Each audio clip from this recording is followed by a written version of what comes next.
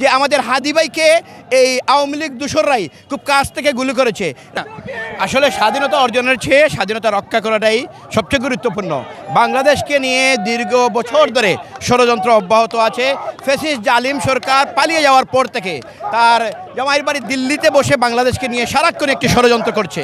আপনারা বিভিন্ন video clips বা অডিও ক্লিপসের মধ্যে শেখ হাসিনার সাথে ওর নেতাকর্মীর যে কথোপকথনগুলো আমরা শুনতে পাচ্ছি। কিছুদিন আগে আমরা শুনতে পেলাম একটি কর্মী শেখ হাসিনাকে বলছে যে আমরা এখন অস্ত্র হাতে নিয়ে ওদেরকে হত্যা করব। তখন শেখ হাসিনা পাল্টা জবাবে বলছে তুমি বেশি কথা বলবো না, কাজ করে দেখাও।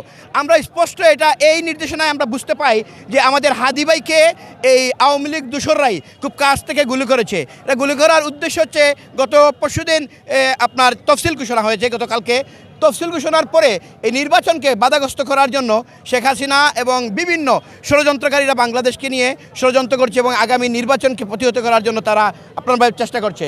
কিন্তু আমরা এই শাহজালাল শাহপরানের মাটি থেকে স্পষ্ট ভাষায় জানিয়ে দিতে চাই, আগামী দিনে যে তফসিল ঘোষণা হয়েছে 12ই ফেব্রুয়ারি, ইনশাল্লাহ বাংলাদেশের মানুষ স্বতঃস্ফূর্তভাবে সেই নির্বাচনে অংশগ্রহণ করে ভোটের মাধ্যমে তার নির্বাচিত সরকার গঠন করবে।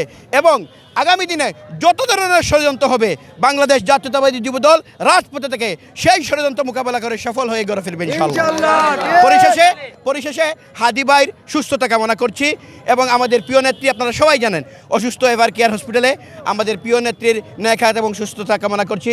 হাদি ভাইয়ের পরিবারকে যেন আল্লাহ সান্ত্বনা দেন এইটা আমরা প্রার্থনা করি এবং হাদি ভাইকে সুস্থ করে ন্যায় হায়াত দান করেন এবং আবারও বাংলাদেশের পক্ষে শক্তি হয়ে রাজপথে থেকে সকল আন্দোলন সংগ্রাম করে দেশকে এগিয়ে নেওয়ায় আমরা হাদি ভাইকে যেন রাজপথে আবারও ফিরে পাই এই প্রার্থনা মহান আল্লাহ রাব্বুল আলামিনের কাছে করি।